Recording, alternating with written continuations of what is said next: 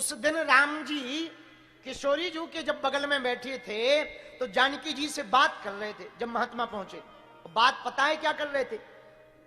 जानकी जी यही वो हमारी भुजाएं हैं जिन्होंने रावण को मारा है। और राम जी ऐसे कर रहे थे, ऐसे ऐसे, इन्हीं भुजाओं ने मारा है रावण को।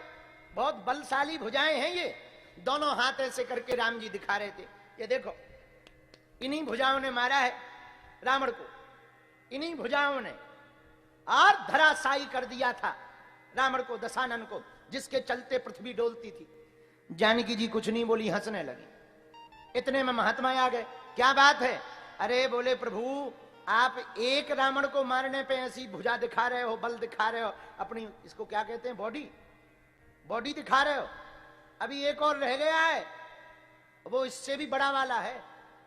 राम जी बोले कौन? बोले महारावण।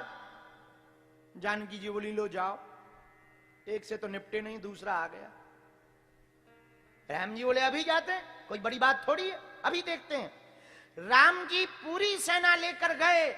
सेना बोली प्रभु आप पीछे रहो, हम आगे लड़ रहे। लेकिन उसके सामने टिकना मुश्किल। वो ताली बजा दे तो आदमी बेहोश हो जाए। और एक दो नहीं, हजारों लोग इतनी तेज ताली बजावे। एक दो सिर नहीं है, सहस्त्र सिर है। 1000 मूड का रावण, 1000 खपड़ियां हैं, बताओ। सेना वापस आई राम जी के पास। राम जी बोले क्या हुआ? अरे बोले महाराज 10 मूड को तो देख के दिमाग खराब रहो, आप कई दिन तक लड़े, जो तो आगे को लगो 1000 मुख को है। अब राम जी बोले जो नई खाज कहां से आ गई? 10 मुख का तो हमने देखा, वो सच में बड़ी आफत हुई, पर 1000 मुख का? अरे राम जी बोले चिंता मत करो, हमारी भुजाओं में बल है, हम जा रहे हैं। अब राम जी गए। किशोरी जी की लीला है सब। जैसे ही राम जी गए तो वो रावण देखकर बोला कौन हो? राम जी बोले हमें पहचाना नहीं, तुमने हमारी न्यूज देखी होगी, हमने लंका के रावण को मारा है। बोले हम नहीं जानते ये लंका का रावण कौन है। राम जी बोले जब तुम उसे नहीं जानते तो हमें क्या जानो, तुम बहुत बलशाली हो, ऋषि मुनियों को परेशान करते हो, चलो युद्ध करो। उसने बैठे बैठे ऐसी फूंक मारी, ऐसी फूंक मारी कि राम जी जानकी जी के पास गिर गए। अब जानकी जी ने उठाया तो बोले का भाव? राम जी बोले ये तो बड़ा खतरनाक। जानकी जी बोले गिरे कहां से? राम जी बोले रावण के सामने से। जानकी जी बोली वो तो तुमने मार दिया। अरे बोले देवी अब क्या बताइए, जो ऊ को सबसे बड़ो कक्का है, 1000 मूड वालो रावण है जो। तो जानकी जी बोली वाह, सुबह तो आप अपनी बॉडी दिखा रहे थे, सुबह तो बॉडी दिखा रहे थे, अब लगाओ ताकत। राम जी बोले देवी टिकना मुश्किल है, उससे बात करना मुश्किल है, उसने फूंक मार के यहां फेंक दिया। अब विचार करो जिसकी फूंक इतनी पावरफुल है वो कितना पावरफुल ना हुई। जब बाद में पता लगा तो पता लगा फूंका नहीं गया, उसने लंबी गहरी सांस छोड़ी। राम जी बोले लो हो गया काम। जानकी जी बोली क्यों? बोले जिसकी सांस ही इतनी खतरनाक, सांस नहीं, तुम लोग सांस मत समझ जाना, विवाहित लोग हो, श्वास कहा है, श्वास। राम जी बोले बताओ जिसकी श्वास इतनी खतरनाक है वो कितना खतरनाक नहीं होगा। किशोरी जी बोली चिंता मत करो, आपका अपमान हम नहीं सह सकते। श्री किशोरी जी जानकी जी उठी, बोले इस रावण का वध हम करेंगे।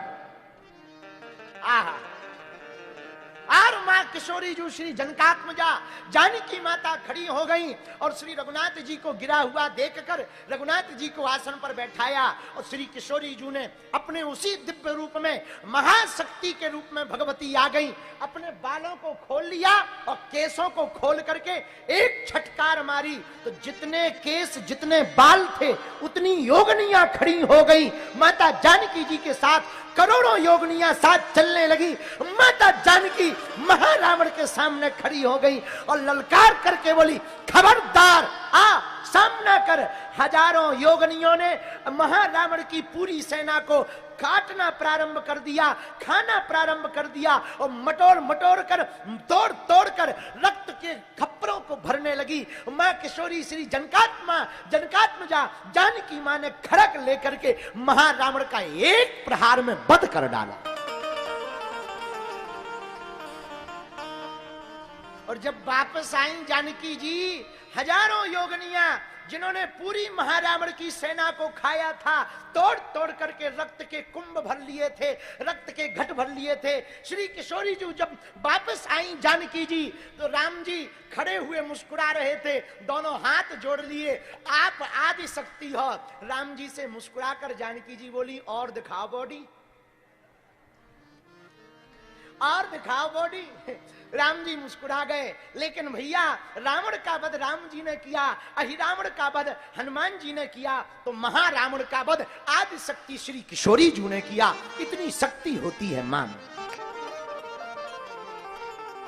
मां की शक्ति का पार पाना असंभव है, भगवती की शक्ति का पार पाना असंभव है। बोलो श्री किशोरी जी जानकी महारानी की।